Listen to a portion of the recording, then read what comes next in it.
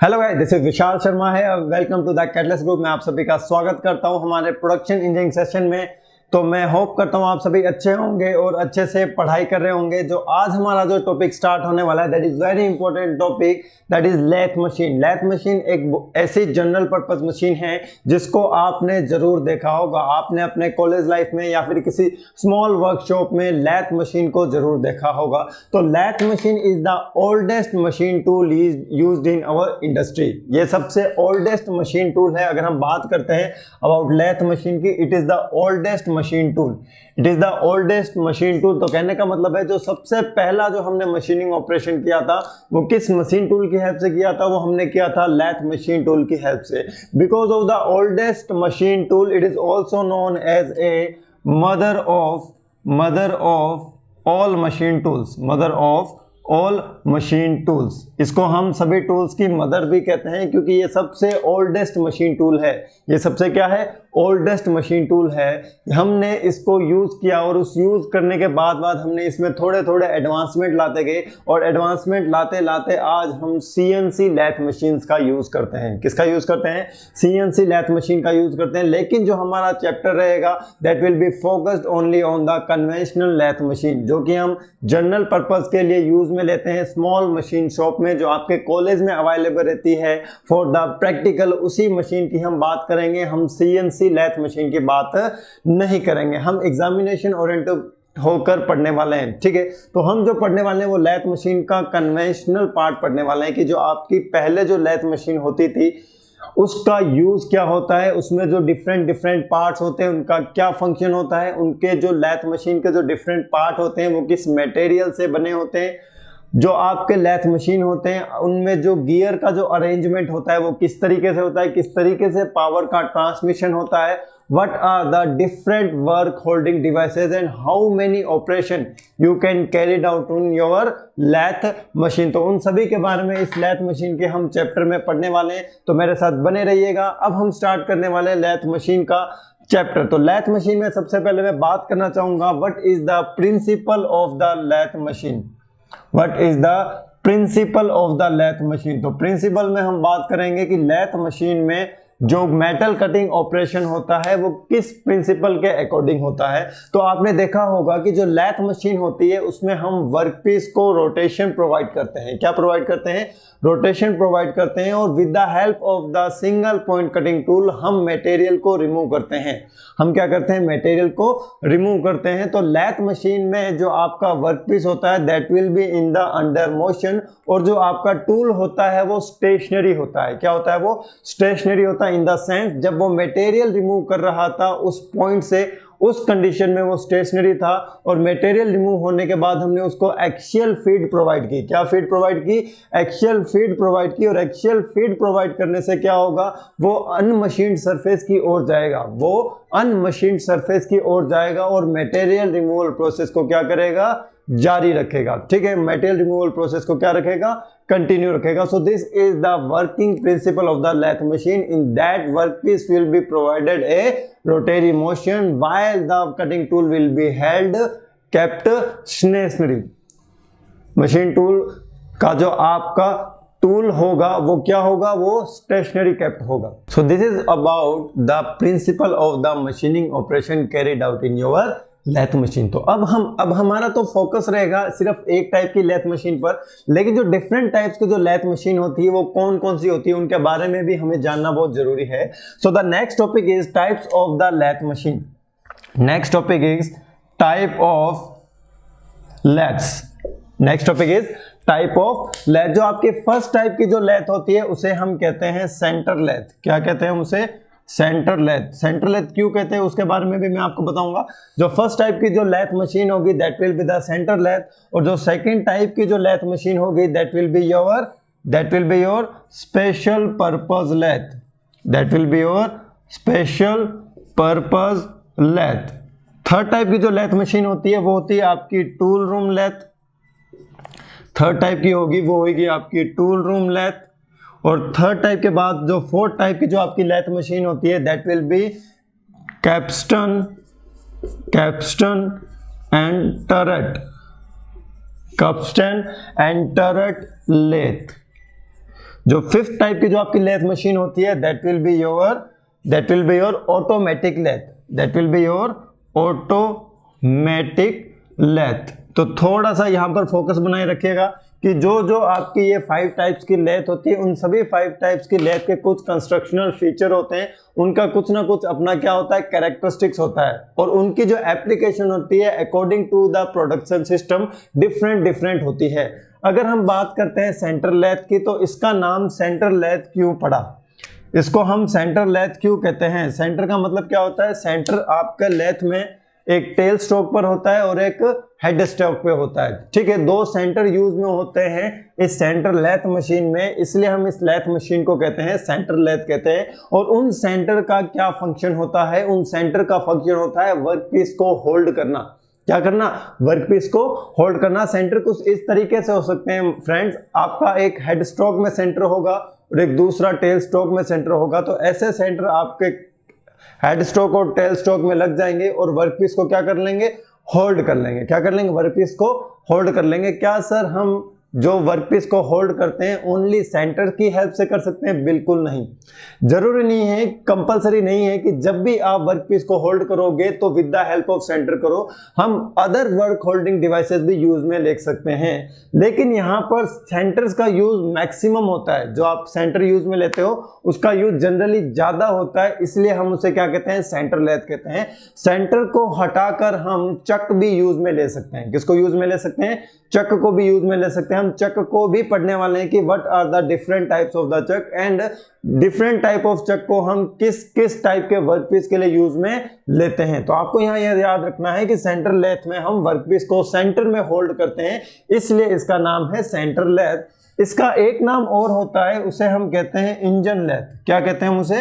Engine lathe. इसे हम क्या कहते हैं? Engine lathe. इंजन लेथ हम इसे क्यों कहते हैं? ठीक है, पुराने टाइम्स में इसे हम इंजन लेथ कहते थे, लेकिन इसे हम इंजन लेथ क्यों कहते थे? हम इसको इंजन लेथ इसलिए कहते थे क्योंकि इस टाइप की lathe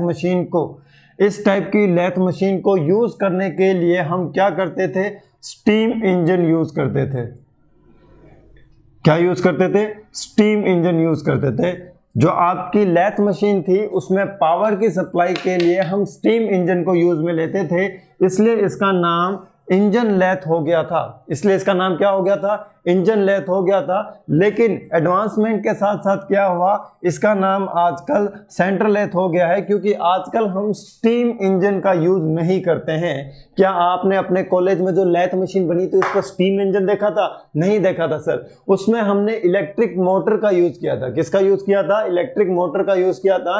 and with the help of the electrical energy हमने क्या किया? उसे मैकेनिकल एनर्जी में कन्वर्ट किया, और उस मैकेनिकल एनर्जी को गियर की हेल्प से हमने स्पिंडल को ट्रांसमिट कर दिया। किसको ट्रांसमिट कर दिया? स्पिंडल को ट्रांसमिट कर दिया। स्पिंडल आपका एक मशीन का ऐसा पार्ट होता है जहां पर आपका सेंटर लगा जाता है। क्या लगा जाता है? सेंटर लगा जाता है, या फिर आप उसको सेंटर की जगह चक को भी यूज कर सकते हो। तो स्पिंडल में क्या होता है? या तो लगेगा आपका सेंटर, या क्या लगेगा? आपका वर्क होल्डिंग डिवाइस के रूप में एज ए चक लगेगा। क्या लगेगा?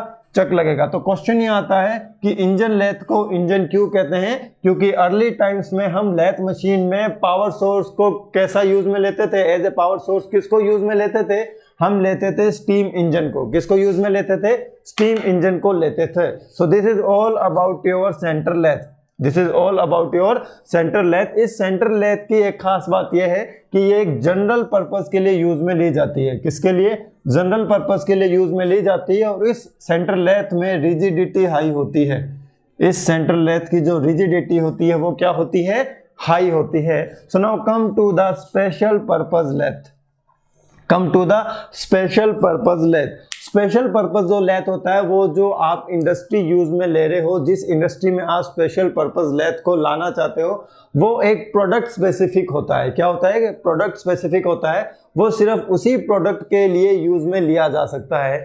लेकिन जो आपका सेंटर लेथ होता है इसमें हम डिफरेंट टाइप्स के प्रोडक्ट यूज में ले सकते हैं, डिफरेंट टाइप के हम वर्कपीस यूज में ले सकते हैं। तो जो स्पेशल पर्पस लेथ होगी, इसका नाम में नजर आ रहा है कि ये स्पेशल मशीनिंग ऑपरेशंस के लिए यूज में आने वाला है। तो आपको सिर्फ इसमें इतना ही याद रखना है कि स्पेशल पर्पस लेथ में हम क्या होंगे? स्पेसिफिक मशीनिंग ऑपरेशन को क्या करेंगे? कंटिन्यू करेंगे। स्पेसिफिक मशीनिंग ऑपरेशन को करने के लिए हम स्पेशल पर्पस लेथ यूज में लेते हैं। So the next type of the lathe is the tool room lathe. आपको यहाँ नाम से ही पता चल गया होगा कि ये लेथ कहाँ यूज में आने वाली है। बताइए, जो टूल रूम लेथ होती है ये आपके कहाँ यूज में आती है? ये आपके टूल रूम में आती है। कहाँ यूज में आती है सर? टूल रूम में आती है। कहाँ यूज में आएगी? टूल रूम में। और इसका काम क्या होता है? It is used for the machining of tool. It is used for the machining of tools. Tools की मशीनिंग करने के लिए हम टूल रूम लेथ का यूज करते हैं। किसका यूज करते हैं? टूल रूम लेथ का। वेरी गुड सर, कोई दिक्कत वाली बात नहीं है। लेकिन इसकी खास बात यह है कि जो टूल रूम लेथ होती है ना, उसकी एक्यूरेसी बहुत ज्यादा होनी चाहिए, क्योंकि इसकी हेल्प से हम क्या प्रोड्यूस कर रहे हैं? टूल प्रोड्यूस कर रहे हैं। और इन टूल का हम यूज करेंगे फर्दर मशीनिंग ऑपरेशंस के लिए। अगर आपने टूल की ज्योमेट्री ही गलत प्रोड्यूस की है तो आने वाला जो फर्दर मशीनिंग ऑपरेशन होगा उससे बनने वाले प्रोडक्ट की ज्योमेट्री भी क्या हो जाएगी?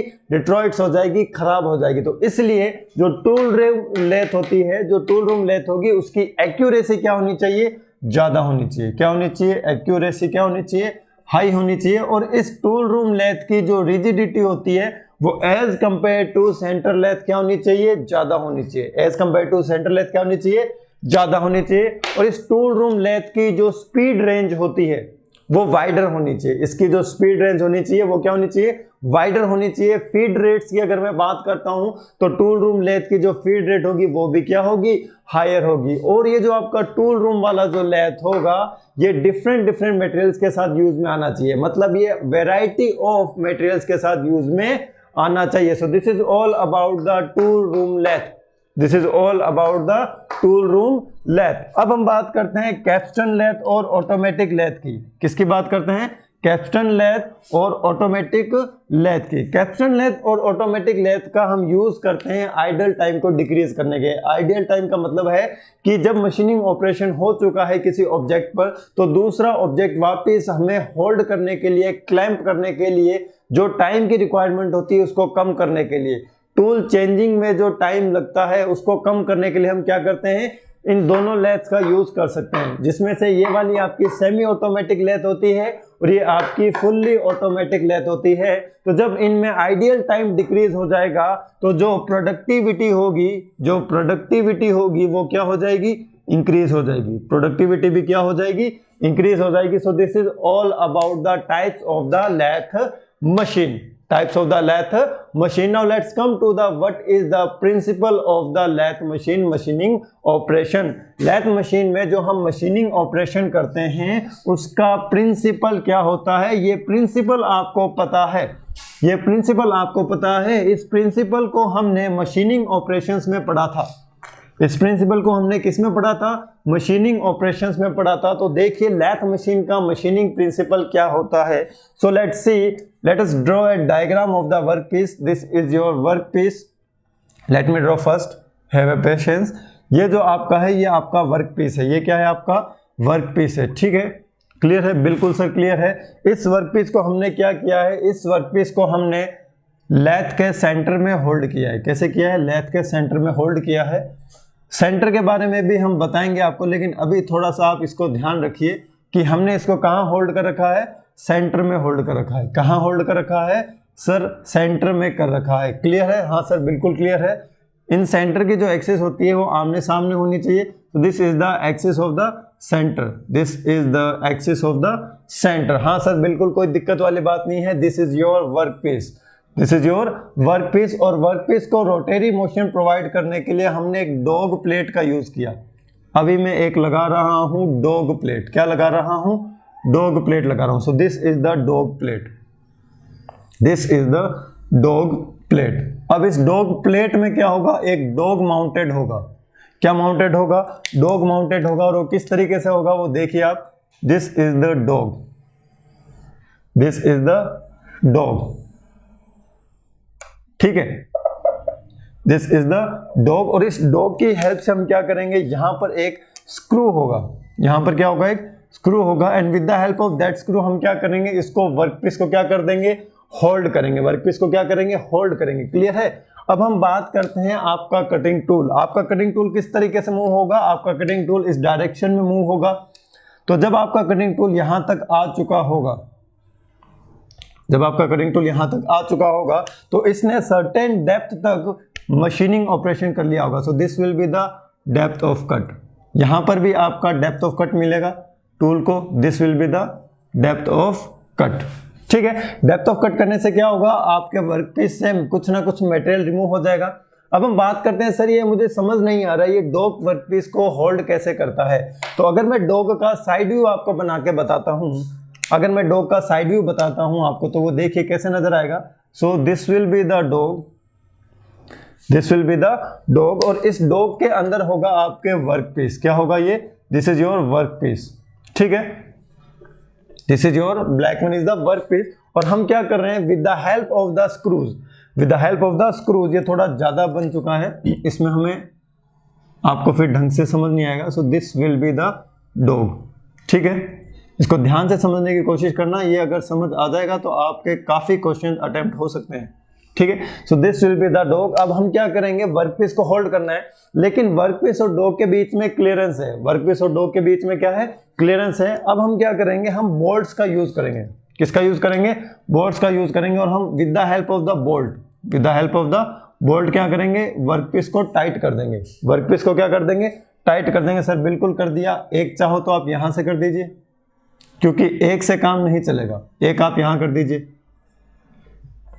ठीक है, तो जब आप इसको ऐसे होल्ड कर लेंगे तो क्या होगा, आपका वर्कपीस, जब ये डॉग रोटेट होगा तो उसके साथ आपका वर्कपीस भी रोटेट होगा, उसके साथ आपका वर्कपीस भी क्या होगा, रोटेट होगा। So this is the rotation of the dog. ये जो आपका डॉग होता है ना, ये सर्कुलर होता है। कैसा होता है ये, circular.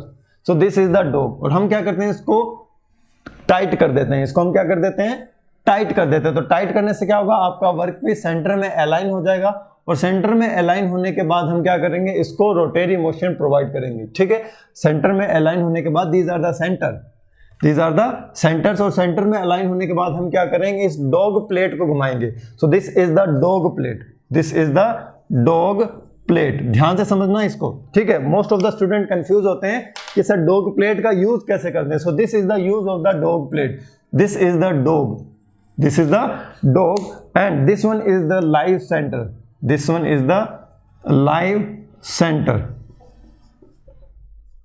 this one is live center। Okay, तो ये कौन सा सेंटर होगा बताइए, एक लाइव है तो उसका अपोजिट, लाइव का अपोजिट क्या होता है बताइए, लाइव का अपोजिट क्या होता है, बताइए जल्दी बताइए। Sir this will be the dead centre, this will be the dead centre. और डेड सेंटर कहाँ लोकेट होता है उसके बारे में हम बात करेंगे। अगर हम बात करते हैं टूल की, तो टूल किस डायरेक्शन में आ रहा है आपका, टूल आपका डायरेक्शन आ रहा है एक्सियल डायरेक्शन में, and this axial direction will be parallel to the axis of the rotation of the workpiece. इसके बारे में हमने आपको बता रखा है, याद कीजिए। This is the tool, this is the feed, this is the feed. और अगर हम बात करते हैं डेप्थ ऑफ कट की, so this will be the depth of cut, this will be the depth of cut. अगर हम बात करते हैं डायमीटर की, सो this is the initial diameter and this one is the final diameter, this will be the final diameter, and the value of the final diameter will be equals to initial diameter minus twice of d। ये भी आपको हमने बता रखा है। ठीक है, तो इसमें क्या हो रहा है, हम इसमें प्रिंसिपल समझने की कोशिश कर रहे हैं। आपका जो वर्कपीस होगा वो रोटेट करेगा, वो वर्कपीस आपका क्या करेगा, रोटेट करेगा। और रोटेट होने से क्या होगा, आपका जो इसका साइड कटिंग एज होगा वो मटेरियल रिमूव करेगा, और मटेरियल रिमूव होने के बाद क्या होगा, हम आपके टूल को थोड़ा सा और आगे की तरफ खिसका देंगे, स्लाइड करवा देंगे, और इस टाइप के मूवमेंट को हम कहते हैं फीड। तो मतलब हम मटेरियल रिमूव होने के साथ साथ टूल को फीड भी प्रोवाइड करेंगे, ताकि वो अनमशीन्ड सरफेस से क्या करें, मटेरियल रिमूव करे, अनमशीन्ड से सरफेस से क्या करे, मटेरियल रिमूव करे। अगर आपको क्वेश्चन में प्रिंसिपल पूछा जाता है तो आपको उसमें देखना पड़ेगा ऑप्शन कि आपका वर्कपीस किस में रोटेट कर रहा है और आपका टूल किस में स्टेशनरी है, आपका टूल किस में स्टेशनरी है। तो जब ये मटेरियल रिमूव होगा तो मटेरियल रिमूव होगा in the form of chip, material remove क्या होगा, in the form of chip. और इन चिप्स को कलेक्ट करने के लिए लेथ मशीन में एक लगी होगी नीचे की तरफ चिप ट्रे, लेथ मशीन में नीचे की तरफ क्या लगी होगी, एक चिप ट्रे लगी होगी। So this is the working principle of the lathe machine. Now come to the next topic, that is the constructional detail of the lathe machine. This is the layout of your lathe machine. ठीक है, so this is the center lathe. This is the center lathe. We are going to study the constructional detail of the center lathe machine. So let's come to the what are the different parts of the center lathe machine. जो आपको ये सबसे नीचे नजर आ रहा है, तो जो सबसे नीचे नजर आ रहा है, this is the base. This is the base. और base पर आप क्या करोगे, लैथ मशीन को रखोगे और हम उसकी करेंगे प्रॉपर फाउंडेशन. हम उसकी क्या करेंगे, प्रॉपर फाउंडेशन करेंगे. सो this is the base. This is the base. जो मैंने हैचिंग किया है पार्ट, वो क्या है, आपका बेस है. और उस बेस पर आपने लैथ मशीन को रखा है with the help of the proper foundation. With the help of the proper foundation. और फाउंडेशन इसलिए की जाती है ताकि जो वाइब्रेशंस प्रोड्यूस हो रहे हैं ड्यूरिंग द मशीनिंग, वो आपके क्या हो, अर्थ में चले जाए. कहाँ चला जाए, अर्थ में चला जाए. और आपके मशीन्स में वाइब्रेशंस क्या हो जाए, डिक्रीज हो जाए. जो आपकी मशीन है उसमें वाइब्रेशन क्या हो जाए, डिक्रीज हो जाए. तो in order to increase the transmissibility of the vibration we will use the foundation. We will use this foundation. और जो नीचे वाले जो सबसे पार्ट है, ये दो पार्ट है जो आपके लैथ मशीन के, जिनके ऊपर आपकी की पूरी लैथ मशीन रखी हुई है, इन दोनों पार्ट्स को हम कहते हैं लेग. इन दोनों पार्ट्स को हम क्या कहते हैं, leg. This is also leg. This is also leg. तो कितने लेग हो गए सर, 2 लेग हो गए. अब दोनों लेग्स पर किस टाइप का फोर्स आ रहा है बताइए. दोनों लेग्स पर पूरी मशीन का वेट आ रहा है. पूरी मशीन का क्या आ रहा है, वेट आ रहा है. तो लेग पर जो फोर्स आ रहा है वो कौन सा फोर्स होगा, the force applied on the leg will be, the force applied on the leg will be. कौन सा फोर्स होगा लेग में, बताइए, जल्दी बताइए. फोर्स में जो आ रहा है आपका, वो आ रहा है कंप्रेसिव फोर्स.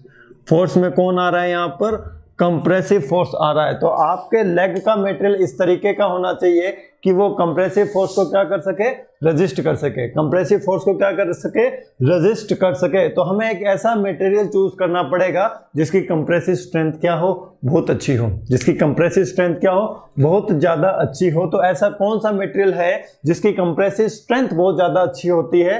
तो जो आपके ब्रिटल मटेरियल्स होते हैं उनकी जो कंप्रेसिव स्ट्रेंथ होती है वो as compare to tensile strength ज्यादा होती है. क्यों, क्योंकि ब्रिटल मटेरियल पर अगर आपने टेंसाइल फोर्स लगाए तो वो फेल हो जाएंगे. लेकिन उनके जो कंप्रेशन स्ट्रेंथ होती है, जो कंप्रेसिव स्ट्रेंथ होती है, वो as compare to ductile material क्या होती है, ज्यादा होती है. तो इसीलिए हम लेग को ब्रिटल मटेरियल से बनाने की कोशिश करेंगे. तो और वो जो मटेरियल होगा वो क्या होगा सर, जो मटेरियल होगा वो होगा आपका कास्ट आयरन. आपका मटेरियल क्या होगा, कास्ट आयरन होगा. अब इस लेग के ऊपर जो लेथ मशीन वाला पार्ट है उसे हम कहते हैं बेड. उसे हम क्या कहते हैं, बेड कहते हैं. ठीक है, बेड पर भी क्या हो रहे हैं, मशीन के लगने के कारण कंप्रेसिव फोर्स आ रहे हैं. इस बेड पर भी क्या हो रहे हैं, इस मशीन के लगने के कारण बेड पर क्या आ रहे हैं, कंप्रेसिव फोर्स आ रहे हैं. तो आपका बेड भी किस मटेरियल का होना चाहिए, CI का होना चाहिए. किसका मटेरियल का होना चाहिए, CI का होना चाहिए. क्योंकि जो आपका कास्ट आयरन होता है इसकी कंप्रेसिव स्ट्रेंथ ज्यादा होती है. इसकी कंप्रेसिव स्ट्रेंथ क्या होती है, ज्यादा होती है. और ये क्या करता है, वाइब्रेशंस को मशीन से ठीक तरीके से आपके फाउंडेशन में ट्रांसमिट कर देता है. क्या कर देता है, ट्रांसमिट कर देता है. तो इसकी वाइब्रेशन एब्जॉर्बिंग कैपेसिटी भी क्या होती है, ज्यादा होती है. अगर आपसे क्वेश्चन में पूछा जाता है कि why the beds of the lathe machine are produced with the help of the cast iron, वो कास्ट आयरन का क्यों बनाया जाता है, तो आपका आंसर होगा कि कास्ट आयरन की जो कंप्रेसिव स्ट्रेंथ होती है, कास्ट आयरन की जो कंप्रेसिव स्ट्रेंथ होती है वो क्या होती है, ज्यादा होती है. और उसमें सेल्फ लुब्रिकेशन की टेंडेंसी होती है. आपने नाम सुना होगा ग्रे कास्ट आयरन. उसमें कुछ ना कुछ सेल्फ लुब्रिकेशन की क्या होती है, टेंडेंसी होती है. और वो वाइब्रेशंस को भी क्या कर लेता है, एब्जॉर्ब कर लेता है. वाइब्रेशन को क्या करेगा, एब्जॉर्ब करेगा. इसलिए हम लेथ मशीन के बेड और लेग को किस मटेरियल से बनाते हैं सर, कास्ट आयरन से बनाते हैं. किससे बनाते हैं, कास्ट आयरन से. अगर मैं आपसे पूछता हूं कि इसको किस मैन्युफैक्चरिंग प्रोसेस से बनाते हैं, तो मैंने आपको बताया था कि जितने भी बड़े बड़े पार्ट्स होते हैं, जितने भी लार्ज पार्ट्स होते हैं, लार्ज ऑब्जेक्ट्स होते हैं या फिर हैवी ऑब्जेक्ट्स होते हैं, वो हमेशा किससे बनते हैं, वो हमेशा बनते हैं सर कास्टिंग से. किससे बनते हैं सर, कास्टिंग से बनते हैं. तो जो लेथ मशीन का बेड होगा या फिर लेथ मशीन का जो लेग होगा वो किससे बनेगा सर, वो कास्टिंग प्रोसेस से बनेगा. क्यों बनेगा, क्योंकि सर वो बहुत ज़्यादा हैवी है, बड़े बड़े पार्ट्स हैं, उनको अदर मैन्युफैक्चरिंग प्रोसेस से हम प्रोड्यूस नहीं कर सकते। So this is about the leg and bed, this is about leg and bed. Now let's come to the another part of your lathe machine, that is the head stock. This blue part is the head stock. तो ये जो आपका head stock है ये lathe machine के left side में है या राइट साइड में है? ये जो आपका हेड स्टॉक है ये लैथ मशीन के किस साइड में है? At the left most side, at the left most side. तो इस ब्लू कलर वाले पार्ट को हम कहते हैं हेड स्ट्रोक। इस ब्लू कलर वाले पार्ट को हम क्या कहते हैं? हेड स्ट्रोक कहते हैं। और इस हेड स्ट्रोक में जो ये बाहर निकला हुआ है छोटा सा, इस हेड स्ट्रोक में जो ये निकला हुआ है इसे हम कहते हैं स्पिंडल। क्या कहते हैं हम इसे? स्पिंडल कहते हैं। और जो स्पिंडल पे माउंट हो रखा है ये पूरा पार्ट, इसे हम कहते हैं चक। इसे हम क्या कहते हैं? चक कहते हैं। स्पिंडल पर जो माउंट हो रखा है उसे हम कहते हैं चक, उसे हम क्या कहते हैं? Chuck. So this is the head stroke. Head stroke में होता है स्पिंडल और स्पिंडल पे कौन माउंट हो रखा है? चक माउंट हो रखा है। कौन माउंट हो रखा है? चक। तो now come to the these two rods. यहां पर आपको दो रोड दिख रही होगी हॉरिजॉन्टल डायरेक्शन में। हाँ सर बिल्कुल दिख रही है। तो एक रोड पर मैंने थ्रेड्स नहीं बना रखी है, दूसरी रोड पर मैंने थ्रेड्स बना रखी है। जो ऊपर वाली है उसमें थ्रेड्स है, जो नीचे वाली उसमें थ्रेड्स नहीं है। हाँ सर समझ आ चुका है। जो ऊपर वाली जो रोड है जिसमें थ्रेड्स है इसे हम बोलते हैं लीड स्क्रू। इसे हम क्या बोलते हैं? लीड स्क्रू बोलते हैं। और वो रोड जिस पर थ्रेड्स नहीं है उसे हम बोलते हैं फीड रोड। उसे हम क्या बोलते हैं? फीड रोड बोलते हैं। क्लियर है? ऊपर वाला जिस पर थ्रेड है उसे हम बोलते हैं लीड स्क्रू, और जिसके ऊपर थ्रेड नहीं है उसे हम क्या बोलते हैं? फीड रोड बोलते हैं। क्लियर है? Now come to the this part. आपका जो ये सर्कुलर नजर आ रहा है this is handle, this is handle. Clear है? इसको पकड़ के आप क्या करोगे? ये वाले पार्ट को लेफ्ट या फिर राइट की ओर लेके जाओगे। किस तरफ लेके जाओगे? लेफ्ट या फिर राइट की ओर। क्लियर है? मैन्युअली इस पार्ट को लेफ्ट या राइट ले जाने के लिए हम हैंडल का यूज करते हैं। मैन्युअली ये वाला जो पार्ट है जिसका मैंने अभी नाम नहीं बताया है उसको राइट या फिर लेफ्ट ले जाने के लिए हम किसका यूज करते हैं? हैंडल। तो अगर हम इसको ऐसे घुमाएंगे तो ये इधर आ जाएगा, अगर हम इसको ऐसे घुमाएंगे तो ये इधर आ जाएगा। आई होप आपको यहां तक क्लियर हो चुका होगा। तो सर ये पार्ट क्या, इस पार्ट का नाम क्या होता है? इस पार्ट को हम कहते हैं कैरिएज। इस पार्ट को हम क्या कहते हैं? सर कैरिएज कहते हैं। तो कैरिएज को राइट साइड या फिर लेफ्ट साइड मैन्युअली मूव करने के लिए हम किसका यूज करते हैं? हैंडल का यूज करते हैं। क्या सर ये ऑटोमेटिक भी मूव होता है? हाँ बिल्कुल होता है। अगर मैं बोल रहा हूं मैन्युअली तो आपके मन में कॉमन सेंस का क्वेश्चन आना चाहिए कि क्या सर कैरिएज को हम ऑटोमेटिक भी मूव कर सकते हैं? हाँ बिल्कुल कर सकते हैं। तो कैरिएज को ऑटोमेटिक मूव करने के लिए हम किसका यूज करेंगे? लीड स्क्रू का यूज करेंगे। किसका यूज करेंगे? लीड स्क्रू का। ठीक है? तो कैरिएज को ऑटोमेटिक मूव करने के लिए हम करते हैं यूज लीड स्क्रू का। किसका यूज करते हैं? लीड स्क्रू का। ये ऑटोमेटिक मूव कैसे होता है हम उस पर भी आएंगे। ठीक है? लीड स्क्रू की जो थ्रेड्स होती है उनकी जो प्रोफाइल होती है that is Acme thread, that is Acme thread. And Acme thread is from the family of the trapezoidal thread. Acme जो थ्रेड होती है it is from the family of the trapezoidal thread. आपसे exam में question पूछा जाता है कि जो आपके लीड स्क्रू की थ्रेड होती है वो किस टाइप की थ्रेड होती है? That is the Acme thread, that is the Acme thread. और एक्मे थ्रेड का जो थ्रेड एंगल होता है, एक्मे थ्रेड का मैं यहां लिख देता हूं, the angle of the Acme thread is theta is 29 degree. The angle of the flank, the angle between the two flanks of the Acme thread is 29 degree. तो आपको ये एक्मे थ्रेड याद रखनी है और आपको ये याद रखना है कि एक्मे थ्रेड का जो एंगल होता है वो कितना होता है? 29 डिग्री होता है। और ये एक्मे थ्रेड कहां पर होती है?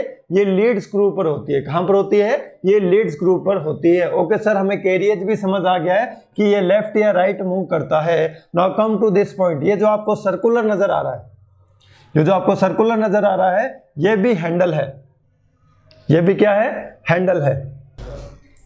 इस सर्कुलर हैंडल के ऊपर जो आपको ये ट्रायंगुलर शेप में कुछ नजर आ रहा है और इस ट्रायंगुलर शेप में जो ये वाली चीज है जिसको मैं अब डार्क ब्लैक कर रहा हूं, क्या कर रहा हूं मैं? डार्क ब्लैक कर रहा हूं। तो ये देखिए जहां मैंने हैचिंग कर दिया अभी, ये जो हैचिंग होता है इस पार्ट को हम कहते हैं क्रॉस स्लाइड। इस पार्ट को हम क्या कहते हैं? क्रॉस स्लाइड कहते हैं। जो क्रॉस स्लाइड होता है आपका वो इस डायरेक्शन में मूव करता है। किस डायरेक्शन में?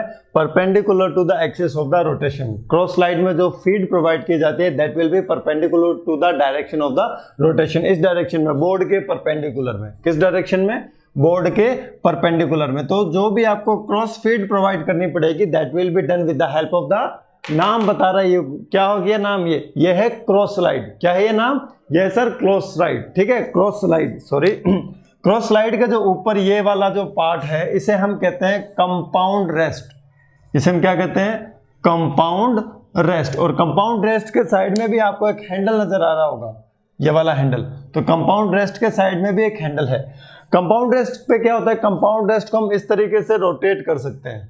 हॉरिजॉन्टल जो प्लेन है उस प्लेन में हम इस कंपाउंड रेस्ट को क्या कर सकते हैं? रोटेट कर सकते हैं। और इसको रोटेट करने से क्या होगा? हम जो स्पेशल मशीनिंग ऑपरेशन होते हैं उनको कैरी कर पाएंगे। अगर हमें कोई स्पेशल मशीनिंग ऑपरेशन करना है तो स्पेशल मशीनिंग ऑपरेशन के लिए फॉर एग्जांपल टेपर टर्निंग अगर हमें करनी है तो टेपर टर्निंग के लिए हम क्या करेंगे? कंपाउंड रेस्ट को क्या करेंगे? कुछ रोटेट कर देंगे, सेमी टेपर एंगल रोटेट करेंगे। मशीनिंग में मैंने आपको बताया था कि सेमी टेपर एंगल कैसे कैलकुलेट करते हैं। ठीक है, फुल टेपर एंगल भी कैसे कैलकुलेट करते हैं और सेमी टेपर एंगल भी कैसे कैलकुलेट करते हैं, उसकी वैल्यू निकालने का एक फॉर्मूला होता है, वो मैंने आपको बताया था। With the help of the compound rest हम क्या करते हैं? टेपर टर्निंग भी कर सकते हैं। क्या कर सकते हैं? Taper turning. कंपाउंड रेस्ट किसके ऊपर लगा होता है? क्रॉस स्लाइड के ऊपर लगा होता है। किस पे लगा होता है? क्रॉस स्लाइड के ऊपर लगा होता है। ये वाला जो पार्ट है इस पार्ट को हम कहते हैं टूल पोस्ट। इस पार्ट को हम क्या कहते हैं? Tool post. This is the tool post. और आपको पता चल गया होगा कि टूल पोस्ट का फंक्शन क्या होगा। टूल पोस्ट में आपके टूल्स को होल्ड किया जाता है। टूल्स को क्या किया जाता है? क्लैंप किया जाता है with the help of the nut and bolt. और इस टाइप के एक टूल पोस्ट में एट ए टाइम 4 टूल्स को हम क्लैंप कर सकते हैं। इस टूल पोस्ट में एट ए टाइम हम 4 टूल्स को क्लैंप कर सकते हैं। लेकिन एट ए टाइम जो मशीनिंग करेगा वो 1 टूल ही करेगा, बाकी 3 टूल्स मशीनिंग नहीं करेंगे। बाकी 3 टूल्स मशीनिंग नहीं करेंगे। तो according to the type of operation हम क्या कर सकते हैं? नंबर ऑफ टूल्स को अरेंज कर सकते हैं कि मान लो पहले हमें टर्निंग करनी हो तो सिंगल पॉइंट कटिंग टूल लगा दिया, फिर मान लो हमें करनी हो ग्रूविंग करनी हो तो ग्रूविंग का हमने टूल लगा दिया, फिर हमें मान लो पार्टिंग करनी हो तो पार्टिंग का टूल लगा दिया, फिर मान लो हमें थ्रेडिंग करनी हो तो हमने थ्रेडिंग का टूल लगा दिया। तो according to the number of operation हम क्या कर सकते हैं? इस पे 4 टूल्स, इस एक टूल पोस्ट में हम 4 टूल्स को एक साथ माउंट कर सकते हैं। ठीक है, so this is the tool post. So come to the right most part of your lathe machine. This red colour part is the right most part of your lathe machine and this part is known as a tail stroke. This part is known as a tail stroke. Tail stroke क्या होता है? Stationery होता है। इसको हम stationery करने के लिए यहाँ पर क्लैंप कर देते हैं। टेल स्ट्रोक को हम मूवेबल भी कर सकते हैं। जो टेल स्ट्रोक होगा आपका वो इस डायरेक्शन में मूव कर सकता है। इस डायरेक्शन में क्या कर सकता है? बोलिए, मूव कर सकता है। तो इस डायरेक्शन में जब ये मूव करेगा तो इसको मूव कराने के लिए जो आपका जो लेथ का बेड होगा उसके ऊपर गाइडवेज बने होंगे। क्या बने होंगे? गाइडवेज। और आपका जो टेल स्ट्रोक होगा ये स्लाइड करेगा गाइडवेज पे। कहां पर स्लाइड करेगा? ये गाइडवेज पर करेगा। टेल स्ट्रोक के यहाँ के आगे मैंने एक सेंटर बना रखा है। क्या बना रखा है? एक सेंटर बना रखा है। और इस सेंटर को हम क्या कहते हैं? इस सेंटर को हम कहते हैं डेड सेंटर। इस सेंटर को हम क्या कहते हैं सर? डेड सेंटर कहते हैं। क्या कहते हैं? डेड सेंटर कहते हैं, क्योंकि डेड सेंटर का मतलब है यहां पर कोई भी पावर का ट्रांसमिशन नहीं हो रहा। यहां पर कोई भी पावर का ट्रांसमिशन नहीं हो रहा। So this are the different part of your lathe machine. इन सभी पार्ट के बारे में हमें थोड़ा थोड़ा डिटेल को क्या करना है? पढ़ना है। हमें पढ़ना है कि लेग का मटेरियल क्या होता है, बेड का मटेरियल क्या होता है, हेड स्ट्रोक में क्या क्या होता है, चक कितने टाइप्स के होते हैं, स्पिंडल का क्या काम होता है, स्पिंडल की कंस्ट्रक्शन कैसे होती है, कैरियज का क्या फंक्शन होता है, क्रॉस स्लाइड का क्या फंक्शन होता है, कंपाउंड रेस्ट का क्या फंक्शन होता है, टूल पोस्ट में टूल माउंट होता है, टेल स्ट्रोक का क्या फंक्शन होता है, टेल स्ट्रोक किसके ऊपर मूव करता है, these are the guideways, lead screw का क्या फंक्शन होता है और फीड रोड का क्या फंक्शन होता है। तो हमें जितने भी यहां पर लेथ के पार्ट नजर आ रहे हैं ना, उनकी हमें कंस्ट्रक्शनल डिटेल लेनी है। क्या लेनी है? Construction detail. तो आई होप यहां तक आपको सभी पार्ट्स के नाम याद हो चुके होंगे। ये पार्ट है आपका head stroke, tail stroke. Head stroke, tail stroke. तो ऐसे डायग्राम को आप अगर 2-3 बार देखोगे, 2-3 बार नाम याद रखने की कोशिश करोगे तो आपको नाम याद हो जाएगा। लेकिन हमें कोशिश करनी है, क्या करनी है, कोशिश करनी है। अगर आप कोशिश ही नहीं करोगे तो ये चीजें आपको याद नहीं होगी। ये तो मैं खुद कह रहा हूं कि अगर आप रिवाइज नहीं करोगे तो आपको याद नहीं होने वाला, और आपको रिवीजन कंटिन्यू करना है, नंबर ऑफ रिपीटेटिव रिवीजन हमें करना है। So now come to the different part of the lathe machine. सबसे पहले जो मैं लैथ मशीन का पार्ट लेने वाला हूं that is bed, that is bed of the lathe machine, that is bed of the lathe machine. Now come to the part of lathe. अब हम कौन सा पार्ट पढ़ने वाले हैं, bed. The first part of the lathe machine is lathe bed. हम lathe bed के बारे में पढ़ेंगे और इस लैथ बेड से रिलेटेड जितने भी क्वेश्चन आते हैं उसे हम यही करने की कोशिश करेंगे। हम याद करने की कोशिश करेंगे कि लैथ बेड से रिलेटेड क्या क्या क्वेश्चन आ सकता है। तो लैथ बेड से रिलेटेड आपको सबसे पहले ये चीज वो पूछ सकता है कि लैथ बेड पर किस टाइप के फोर्सेस अप्लाई होते हैं। जो लैथ बेड होता है उस पर अप्लाई होता है compressive force due to the machinery, due to the machinery. और लैथ बेड पर कंप्रेसिव फोर्स अगर अप्लाइड होते हैं तो उसकी कौन सी स्ट्रेंथ ज्यादा होनी चाहिए, सर कंप्रेसिव स्ट्रेंथ ज्यादा होनी चाहिए। तो अगर मैं बात करता हूं लैथ बेड की तो उसमें कौन से फोर्सेस अप्लाई होते हैं, सर कंप्रेसिव फोर्सेस अप्लाई होते हैं। कौन से अप्लाई होते हैं, कंप्रेसिव फोर्सेस अप्लाई होते हैं। और कंप्रेसिव फोर्सेस को हम बात करें तो कंप्रेसिव फोर्सेस की अप्लाई होने के कारण जो आपका लैथ बेड होगा उसके मटेरियल में क्या होनी चाहिए, सर कंप्रेसिव स्ट्रेंथ होनी चाहिए। क्या होनी चाहिए, कंप्रेसिव स्ट्रेंथ होनी चाहिए। और कंप्रेसिव स्ट्रेंथ होने के लिए लैथ बेड का जो मटेरियल है वो हम कौन सा चूज करेंगे, sir that will be cast iron, that will be cast iron. तो यहां से क्वेश्चन आपसे पूछा जाता है कि लैथ मशीन का बेड कास्ट आयरन का क्यों बनाया जाता है।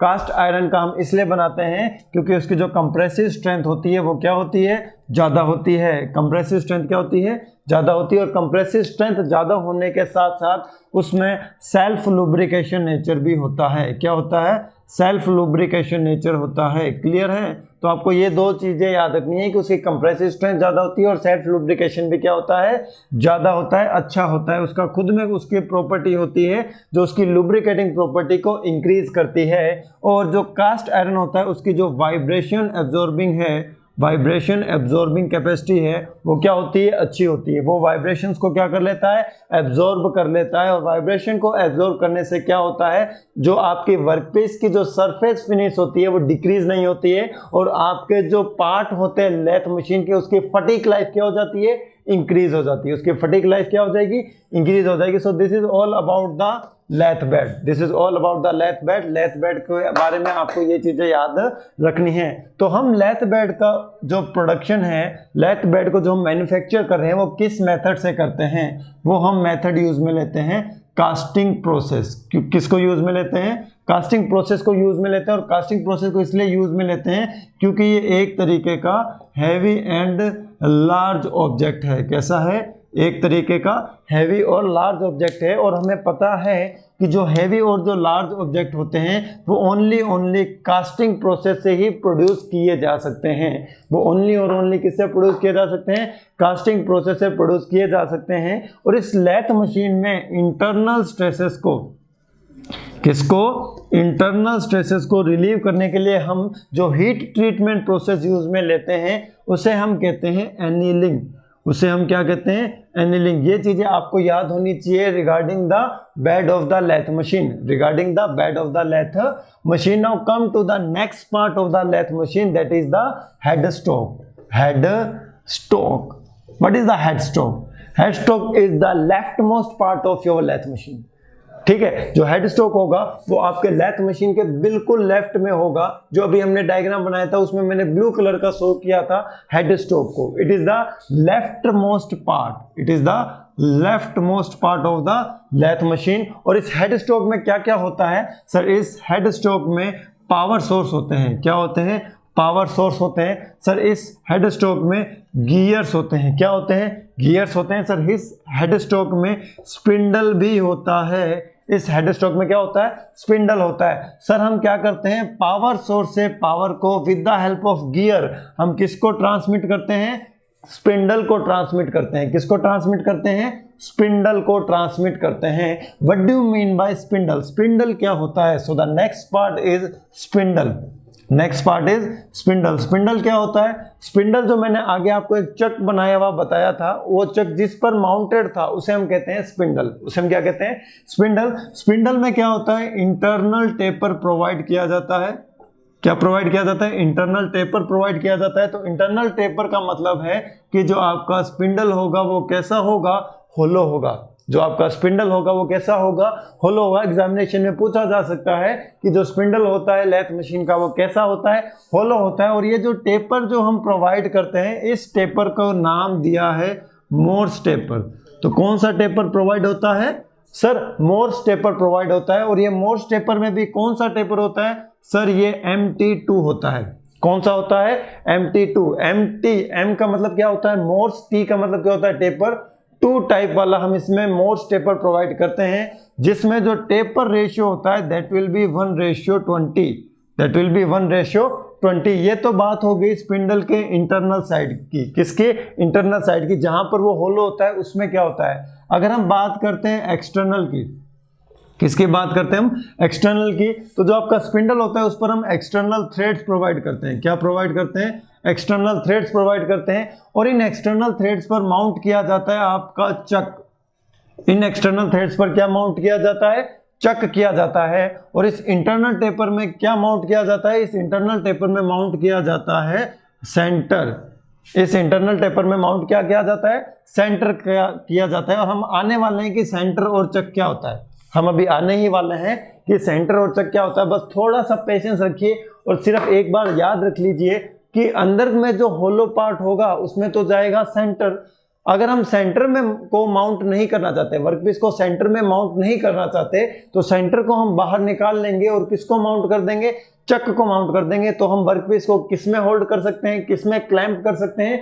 चक में कर सकते हैं। तो एट ए टाइम या तो आप स्पिंडल में आप सेंटर यूज करो या फिर आप यूज कर लो चक। दोनों एक साथ यूज में नहीं आते हैं। एट ए टाइम आपका इन दोनों में से एक ही यूज हो सकता है। और इन दोनों का यूज हम करते हैं वर्क को क्लैंप करने के लिए। किसको क्लैंप करने के लिए? वर्क को क्लैंप करने के लिए। सो this is about the spindle. This is about the spindle. So now let's come to the another part, that is the gearbox. Next part of the lathe machine is the gearbox. Gearbox के बारे में मैंने आपको detail में बता रखा है कि हम कुछ स्पीड सिलेक्शन का पढ़ चुके हैं। गियरबॉक्स के बारे में मैंने आपको बता रखा है what we talked about the gearbox. Gearbox में हमने स्पीड सिलेक्शन को पढ़ रखा है। किसको पढ़ रखा है? स्पीड सिलेक्शन को। बस वही है, गियरबॉक्स में हमेशा स्पीड सिलेक्शन रिलेटेड ही क्वेश्चन आता है और उससे रिलेटेड हमने न्यूमेरिकल्स कर रखे हैं। स्पीड सिलेक्शन का सर क्या याद रखें? आपने क्या बताया था? याद करो। स्पीड सिलेक्शन में मैंने आपको बता रखा था कि जो ऑटोमोबाइल गियरबॉक्स होते हैं या फिर जो स्पिंडल में जो गियरबॉक्स यूज में लिया जाता है, उसमें जो प्रोग्रेशन होता है, उसमें जो स्पीड का जो रेशियो होता है, that will B geometric progression. That will B geometric progression. That will B geometric progression. आपको याद रखना है कि जो गियर बॉक्स में प्रोग्रेशन होगा वो कैसा होगा? सर वो होगा ज्योमेट्रिक प्रोग्रेशन। कैसा होगा? सर ज्योमेट्रिक प्रोग्रेशन होगा। ज्योमेट्रिक प्रोग्रेशन का मतलब है आपको कुछ n की वैल्यू गिवन होगी, आपको कुछ r की वैल्यू गिवन होगी। What is n? n is the number of speeds. n is the number of speeds given होगी। And what is r? r is the ratio between two consecutive speeds, ratio between two consecutive speeds। दो पास वाली speed के बीच का जो ratio होता है उसे हम क्या कहते हैं? R कहते हैं। अगर हम फाइंड आउट करना चाहते हैं n मैक्सिमम की value, it will be equals to n minimum into r raise to power n-1। ये फॉर्मूला आप पढ़ चुके हो। ये फॉर्मूला आप क्या कर चुके हो? पढ़ चुके हो। इसको मैंने एक एग्जाम्पल से भी समझाया था कि अगर आपकी first speed, suppose let us take an example, the value of the n1, value of the n1 will be equals to let's say 4 rpm, and if you are taking the value of the r as a 2, तो क्या होगा? जो next speed होगी that will be 8 rpm, उसकी जो next speed होगी वो होगी 16 rpm, और उसकी जो फोर्थ स्पीड होगी वो होगी 32 rpm एंड सो ऑन। और मैंने ये भी आपको बताया था कि हम ज्योमेट्रिक प्रोग्रेशन ही क्यों यूज में लेते हैं? हम ज्योमेट्रिक प्रोग्रेशन इसलिए यूज में लेते हैं क्योंकि जो स्पीड रेंज हमें मिलेगी वो वाइड मिलेगी। स्पीड रेंज हमें क्या मिलेगी? वाइड मिलेगी। सो this is about the gear box, this is about the gear box. Gear box के बारे में आपको कितना याद रखना है? सिर्फ ज्योमेट्रिक प्रोग्रेशन का याद रखना है। बाकी हमने इसका न्यूमेरिकल पार्ट मशीनिंग ऑपरेशंस में कर लिया है। मशीनिंग ऑपरेशंस में हमने जो गियर बॉक्स का जो न्यूमेरिकल पार्ट है कि जो स्पीड्स की वैल्यू होती है वो क्या क्या हो सकती है, वो हम पढ़ चुके हैं। वो हम क्या कर चुके हैं? पढ़ चुके हैं। So the next point is the tail stroke. Gear box के बाद में हम पढ़ते हैं टेल स्ट्रोक। क्या पढ़ते हैं? Tail stroke. So the next part of the lathe machine is tail stroke. अगर हम बात करते हैं टेल स्ट्रोक की, तो टेल स्ट्रोक बिल्कुल यहां बनाया था मैंने। किस कलर का? याद करो, थोड़ा सा याद करने की कोशिश करो, दिमाग पर जोर डालो कि यहां पर मैंने टेल स्ट्रोक बनाया था रेड कलर में। किस में बनाया था? रेड कलर में बनाया था। और टेल स्ट्रोक का फंक्शन क्या होता है? Why do we use tail stroke? Tail stroke is used to support long components, support long components. It is used to support long component. जो लंबे कंपोनेंट होते हैं उनको सपोर्ट करने के लिए हम टेल स्ट्रोक का यूज में लेते हैं। अगर हम टेल स्ट्रोक यूज में नहीं लेंगे तो अगर आपको टर्निंग करनी हो और आपका कंपोनेंट ज्यादा बड़ा है तो वो कैसे रोटेट करेगा? ऐसे रोटेट करने लगेगा। तो उसके एक एंड को हम क्या करेंगे? टेल स्ट्रोक में सपोर्ट कर देंगे तो वो अपनी इस एक्सिस पर ही रोटेट करेगा। उसमें कोई भी डिफ्लेक्शन प्रोड्यूस नहीं होगा due to its self weight. तो सेल्फ वेट के कारण जो डिफ्लेक्शन प्रोड्यूस होता है उसको डिक्रीज करने के लिए लॉन्ग कंपोनेंट्स को हम क्या करते हैं? With the help of tail stroke हम क्या करते हैं? सपोर्ट करते हैं। क्या करते हैं? सपोर्ट करते हैं। और जो हम सपोर्ट कर रहे हैं ना, ये सपोर्ट हम कर रहे हैं डेड सेंटर की हेल्प से। किसकी हेल्प से? डेड सेंटर की हेल्प से। तो आपके टेल स्ट्रोक में भी एक सेंटर माउंटेड होता है जिसे हम क्या कहते हैं? Dead centre. सर डेड क्यों कहा? क्या ये मर चुका है? नहीं, इस सेंटर पर कोई भी पावर का ट्रांसमिशन नहीं हो रहा है। कहने का मतलब यह है कि डेड सेंटर रोटेट नहीं करता है। डेड सेंटर रोटेट नहीं करता है। जबकि जो आपके स्पिंडल में जो सेंटर होता है ना, वो आपके स्पिंडल में जो हम होलो पार्ट में जो अपने लगाते हैं, जो लाइव सेंटर होता है वो रोटेट करता है। ध्यान से सुनिए मेरी बात। टेल स्ट्रोक का जो सेंटर होगा वो रोटेट नहीं करेगा, जो आपके स्पिंडल का जो सेंटर होगा वो रोटेट करेगा। रोटेट करने का मतलब है कि suppose this is your spindle और आपने उसमें सेंटर को माउंट कर रखा है, तो ये क्या होगा? रोटेट करेगा। ये क्या करेगा? रोटेट करेगा। लेकिन अगर आपका टेल स्ट्रोक है, उसमें आपने जो सेंटर माउंट कर रखा है और आपने वर्कपीस को ऐसे सपोर्ट दे रखा है, तो वर्कपीस रोटेट करेगा, ये वाला सेंटर रोटेट नहीं करेगा। तो जो आपका डेड सेंटर होगा वो रोटेट नहीं करता है, जबकि जो आपका लाइव सेंटर होता है वो क्या करता है? रोटेट करता है। और डेड सेंटर कहाँ माउंटेड होता है? सर टेल स्ट्रोक में माउंट होता है। कहाँ माउंट होता है? टेल स्ट्रोक में। और सर टेल स्ट्रोक का मटेरियल भी बता दीजिए। टेल स्ट्रोक भी कास्ट आयरन का ही बनाया जाता है। टेल स्ट्रोक भी किसका बनाया जाता है? सर कास्ट आयरन का बनाया जाता है। So this is all about the tail stroke. This is all about the tail stroke. So now let's come to the another part. Tail stroke के बाद हम दूसरा पार्ट पढ़ने वाले हैं, कैरिएज। हम क्या पढ़ने वाले हैं? कैरिएज। तो टेल स्ट्रोक के बारे में आपसे इतना ही पूछेगा, why do we use tail stroke? हम टेल स्ट्रोक का यूज क्यों करते हैं? हम टेल स्ट्रोक का यूज क्यों करते हैं? So the next part is carriage. ध्यान से समझना इस कैरिएज को। Next part is carriage. Carriage का मतलब क्या होता है? कैरियर का मतलब क्या होता है? जो किसी को एक प्लेस से दूसरे प्लेस लेके जाता है। तो कैरिएज भी क्या करता है? इस पर कुछ माउंट होते हैं, कुछ पार्ट्स माउंट होते हैं लेथ मशीन के। उन पार्ट्स को ये क्या करता है? एक जगह से दूसरी जगह लेके जाता है। इसी का मतलब क्या होता है? कैरिएज। इसी का मतलब क्या होता है? कैरिएज। और कैरिएज पर क्या क्या माउंट होते हैं? कैरिएज पर आपका होता है टूल पोस्ट। क्या होता है? सर टूल पोस्ट होता है। बिल्कुल सही।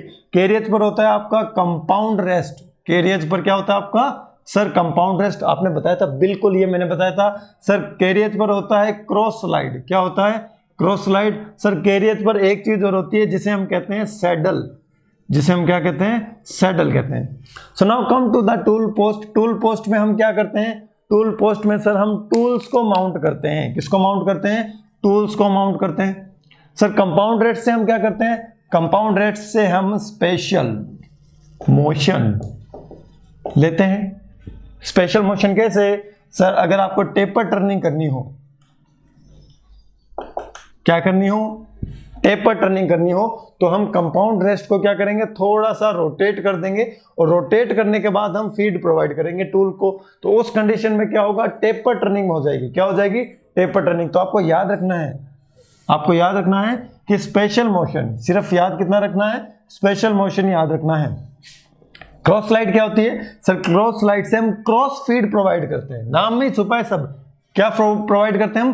क्रॉस फीड प्रोवाइड करते हैं, and this cross feed is perpendicular to axis of rotation.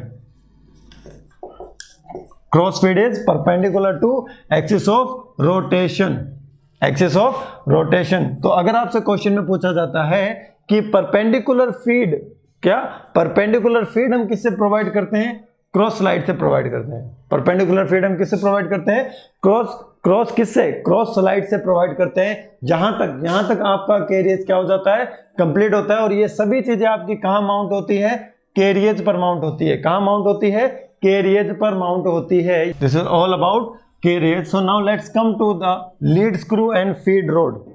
Now let's come to the lead screw and feed rod. इनको दोनों को हम एक साथ समझेंगे तब समझ आएगा हमें। लीड स्क्रू पर क्या होती है? थ्रेड्स कटी हुई होती है, थ्रेड्स प्रोड्यूस होती है, और वो जो थ्रेड की जो प्रोफाइल होती है that is Acme thread, that is Acme thread. और एक्मे थ्रेड में थीटा किसके बराबर होता है? 29 डिग्री के बराबर होता है। फीड रोड आपकी क्या होती है? एक सिलेंड्रिकल बार होती है, एक सिलेंड्रिकल बार होती है, उस पर कोई भी थ्रेड्स प्रोड्यूस नहीं होती है। फीड रोड को हम क्या करते हैं? With the help of half nut, with the help of half nut हम क्या करते हैं? कैरियज से अटैच करते हैं। क्या करते हैं? कैरियज से अटैच करते हैं। अगर आपके पास क्वेश्चन आता है कि हम किसकी हेल्प से कैरियज को लीड स्क्रू के साथ अटैच करते हैं, that is the half nut, that is the half nut. अगर आपसे पूछता है कि हाफ नट किससे रिलेटेड है? हाफ नट आपका रिलेटेड है लेथ मशीन से। किससे रिलेटेड है? लेथ मशीन से। और लेथ मशीन में किससे रिलेटेड है? बताइए। कैरियज से रिलेटेड है। हाफ नट है मतलब उसका वो हाफ पार्ट होगा। क्या पार्ट होगा? हाफ पार्ट होगा। अब देखिए, अगर आपका कोई ये लीड स्क्रू घूम रहा है, ये ऑलवेज रोटेट करेगा, it will be in the rotation, ठीक है। चाहे आप इसका यूज कर रहे हो या नहीं कर रहे हो, आपका लीड स्क्रू हमेशा रोटेट होता रहेगा, यह आपका हमेशा रोटेट होता रहेगा।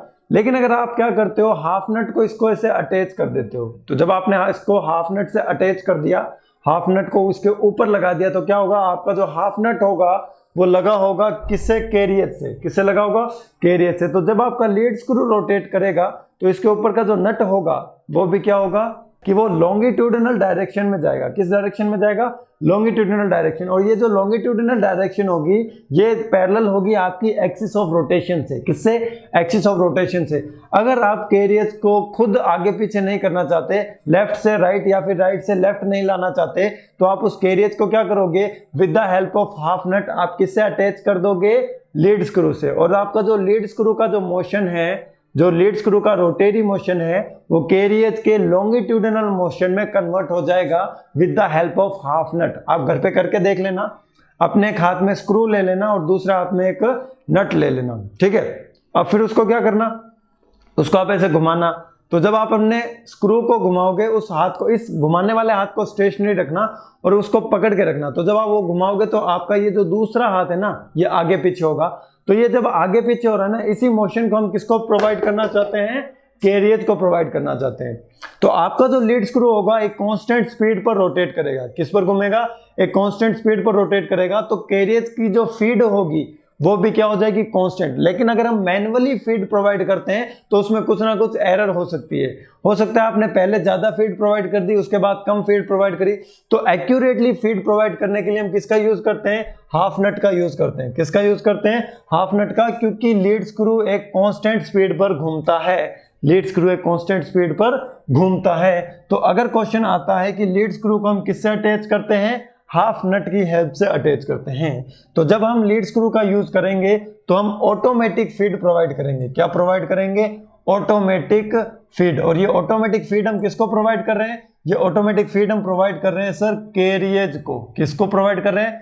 कैरियज को प्रोवाइड कर रहे हैं। और ये ऑटोमेटिक फीड का हम यूज कहां कर सकते हैं? सर हम इस ऑटोमेटिक फीड का यूज थ्रेड कटिंग में कर सकते हैं। किस में कर सकते हैं? थ्रेड कटिंग में कर सकते हैं, क्योंकि थ्रेड कटिंग में जो पिच की वैल्यू होती है वो अलोंग द थ्रेड सेम होनी चाहिए। वो क्या होनी चाहिए? सेम होनी चाहिए। ऐसा नहीं है आपकी स्टार्टिंग की 2 थ्रेड्स में पिच की वैल्यू अलग है, बाद वाली 2 थ्रेड्स में पिच की वैल्यू अलग है।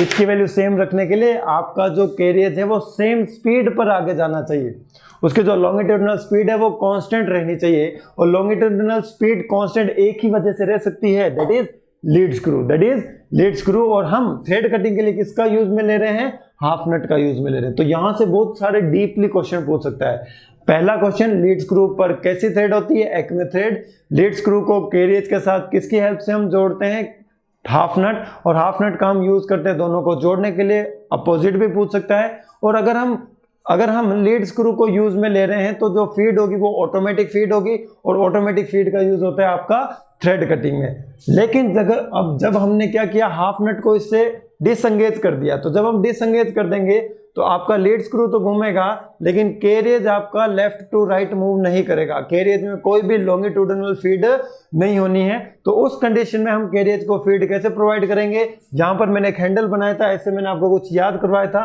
कि हैंडल को इस डायरेक्शन में घुमाएंगे तो आपका कैरियज इधर आ जाएगा, हैंडल को इस डायरेक्शन में घुमाएंगे तो आपका कैरियज इस डायरेक्शन में चला जाएगा। तो मैनुअल फीडिंग के लिए, किसके लिए, मैनुअल फीडिंग के लिए हम फीड रोड का यूज करते हैं। मैनुअल फीड के लिए हम किसका यूज करते हैं, फीड रोड का यूज करते हैं। लेकिन मैनुअल फीड एक्यूरेट नहीं होती है, मैनुअल फीड जो होती है आपकी वो एक्यूरेट नहीं होती है। So this is all about the lead screw, this is all about the lead screw. So now let's come to the another topic, that is the, बताइए लीड स्क्रू के बाद क्या पढ़े, फीड रोड भी हमने पढ़ लिया है, लीड स्क्रू भी हमने पढ़ लिया है, ठीक है। टूल पोस्ट के बारे में भी हमने जानकारी ले ली है। Now come to the next point, that is the work holding devices, that is the work holding devices. Work holding devices का मतलब क्या होता है बताइए। वर्क होल्डिंग डिवाइसेस का मतलब होता है जिसमें आप वर्क पीस को क्लैंप करते हो, क्या करते हो, क्लैंप करते हो। It is very important from the examination point of view. Work holding devices, work holding devices. तो वर्क होल्डिंग डिवाइसेस क्या होती है, जिसमें वर्कपीस को क्लैंप करते हो, जिसमें वर्कपीस को क्या करते हो, क्लैंप। तो जो सबसे पहला वर्क होल्डिंग डिवाइस होता है उसे हम बोलते हैं सेंटर, उसे हम क्या बोलते हैं, सेंटर बोलते हैं। और सेंटर कितने टाइप के होते हैं, जो सर सेंटर होते हैं वो आपके दो टाइप के होते हैं। कितने टाइप के, दो टाइप के। एक होता है सर डेड सेंटर, कैसा होता है, डेड सेंटर। दूसरा क्या होता है, लाइव सेंटर। सर जो डेड सेंटर होता है वो कहां माउंट होता है, वो टेल स्ट्रोक में माउंट होता है, बता चुका हूं मैं। लाइव सेंटर कहां माउंट होता है, वो हेड स्ट्रोक में माउंट होता है, ठीक है। डेड सेंटर को कहां पकड़ा जाता है, टेल स्ट्रोक में, और आपके लाइव सेंटर को कहां पकड़ा जाता है, हेड स्ट्रोक में पकड़ा जाता है, ठीक है। ये भी मैंने बता दिया है कि ये दोनों कहां कहां माउंट होते हैं, टेल स्ट्रोक और हेड स्ट्रोक में। टेल स्ट्रोक में आप डेड सेंटर की जगह ड्रिल या फिर रिमर भी माउंट कर सकते हो for during the machining operation. Machining operation करने के लिए आप इसमें क्या कर सकते हो, ड्रिल या फिर रिमर को भी माउंट कर सकते हो, ठीक है। टेल स्ट्रोक का एक यूज मैंने आपको ये बता रखा है कि ये आपके लॉन्ग कंपोनेंट को सपोर्ट करने के लिए यूज में लिया जाता है। हेड स्ट्रोक के बारे में मैंने आपको बता रखा है कि इसमें पावर ट्रांसमिशन यूनिट्स होती है, इसमें आपका पावर सोर्स होता है, और इसमें आपका क्या होता है, स्पिंडल होता है। So now come to the centre. Centre आपका देखो कैसे दिखेगा, सेंटर आपका दिखेगा कुछ इस तरीके से। This is your centre. ये वाला जो एंगल होता है सेंटर का, this will be equals to 60 degree, this will be equals to 60 degree. Generally जो 90% एंगल होता है वो 60 डिग्री होता है, लेकिन अगर आपका जो वर्कपीस है उसका वेट बहुत ज्यादा है तो हम इस एंगल को इंक्रीज कर सकते हैं, लेकिन एग्जामिनेशन पॉइंट ऑफ व्यू से आपको 60 डिग्री याद रखना है। अभी सेंटर में वर्कपीस कैसे माउंट होता है, देखिए आपका अगर कोई वर्कपीस ऐसा है तो उसमें हम क्या करेंगे, इस पार्ट में ड्रिलिंग करेंगे, और ड्रिलिंग करने से क्या होगा, आपका जो वर्कपीस होगा वो कुछ इस तरीके से नजर आएगा। This will be the drill portion, और इस तरीके से आप उसको क्या कर सकते हो, सेंटर में माउंट कर सकते हो। क्या कर सकते हो, सेंटर में माउंट कर सकते हो। This is the centre, this is the drilled portion. Drill portion को हम क्या करेंगे, सेंटर के अंदर डाल देंगे, और इसकी जो एक्सिस होगी और ये जो वर्कपीस की एक्सिस होगी दोनों क्या हो जाएगी, सेम हो जाएगी, कोइंसाइड कर जाएगी। तो इस तरीके से आप क्या कर सकते हो, सेंटर को वर्कपीस के साथ लगा सकते हो। सेंटर को वर्कपीस के साथ क्या कर सकते हो, लगा सकते हो। अगर आप दोनों साइड सेंटर लगाना चाहो तो बिल्कुल दोनों साइड भी लगा सकते हो। से फॉर एग्जांपल आपकी रोड है ये, अगर आपको दोनों तरफ सेंटर को यूज में लेना है तो यहाँ पर भी आपको एक ड्रिल करना पड़ेगा, यहाँ पर भी आपको क्या करना पड़ेगा, एक ड्रिल करना पड़ेगा, और ड्रिल करने के बाद यहाँ पर आपको लगा देना है सेंटर, यहाँ पर आपको क्या लगा देना है सर, सेंटर लगा देना है। ये चीज आपको याद रखनी है कि हम सेंटर कैसे लगाते हैं, दोनों तरफ लगा सकते हैं, चाहो तो आप एक तरफ लगा सकते हो। इधर होता है आपका हेड स्ट्रोक, इधर होता है आपका टेल स्ट्रोक, इधर होता है आपका हेड स्ट्रोक, इधर होता है आपका टेल स्ट्रोक। तो जो हेड स्ट्रोक वाला सेंटर होता है उसे हम क्या बोलते हैं, लाइव सेंटर, और जो टेल स्ट्रोक वाला जो सेंटर होता है उसे हम क्या बोलते हैं, डेड सेंटर। क्लियर है? लाइव सेंटर हम इसलिए बोलते हैं क्योंकि जो हेड स्ट्रोक वाला जो सेंटर होगा ना वो आपका रोटेट करता है। क्या करता है? रोटेट करता है। और हेड स्ट्रोक वाला सेंटर अगर मैं यहाँ लिख देता हूँ, चलो live, this is live and this is dead. ये जो लाइव सेंटर होगा ना ये वर्कपीस के साथ रोटेट करेगा। तो अगर आपका कोई सेंटर वर्कपीस के साथ रोटेट कर रहा है तो क्या उनके बीच में कोई रिलेटिव मोशन है? बिल्कुल नहीं है। अगर उन दोनों के बीच में रिलेटिव मोशन नहीं है तो बिल्कुल भी आपका जो ये सेंटर होगा लाइव वाला, इसमें बिल्कुल भी वियर नहीं होगा, इसमें बिल्कुल भी वियर नहीं होगा। तो जब यहां पर नो रिलेटिव मोशन है, if there is no relative motion then what will happen, no relative motion between centre and workpiece, तो इसके कारण क्या होगा, वियर भी नहीं होगा। आपका जो सेंटर है उसमें बिल्कुल भी वियर नहीं होगा। अगर बिल्कुल भी वियर नहीं हो रहा है तो उसे हम सॉफ्ट मटेरियल का बना सकते हैं। किसका बना सकते हैं? सॉफ्ट मटेरियल का बना सकते हैं। अगर हम बात करते हैं इसकी, ये आपका क्या है, डेड सेंटर। तो डेड सेंटर मान लो आपका फिक्स होगा, ये फिक्स, ये क्या होगा, फिक्स। आपका वर्कपीस रोटेट करेगा तो वर्कपीस और डेड सेंटर के बीच में कुछ ना कुछ रिलेटिव मोशन होगा, और रिलेटिव मोशन होने के कारण आपके डेड सेंटर का क्या होगा, वियर होगा। डेड सेंटर का क्या होगा, वियर होगा। और वियर को डिक्रीज करने के लिए जो डेड सेंटर का जो मटेरियल होता है it will B hard material. इसको हम किसका बनाएंगे, सॉफ्ट मटेरियल का बनाएंगे, और इसको हम किसका बनाएंगे, हार्ड मटेरियल का बनाएंगे। और हार्ड मटेरियल बनाने से क्या होगा, क्या होगा, वियर डिक्रीज हो जाएगा। वियर क्या हो जाएगा, डिक्रीज हो जाएगा। तो आपको सेंटर के बारे में इतनी चीजें याद रखनी है कि उसका एंगल क्या होता है, कौन से स्ट्रोक में कौन सा सेंटर होता है। टेल स्ट्रोक में डेड सेंटर होता है, हेड स्ट्रोक में लाइव सेंटर होता है।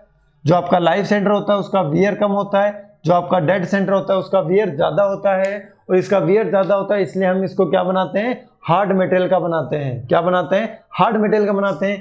और ये जो सेंटर होता है इस पर भी कौन सा टेपर प्रोवाइड किया जाता है, इस पर भी क्या होगा सर, मोर्स टेपर होगा। कैसा होगा, मोर्स टेपर होगा।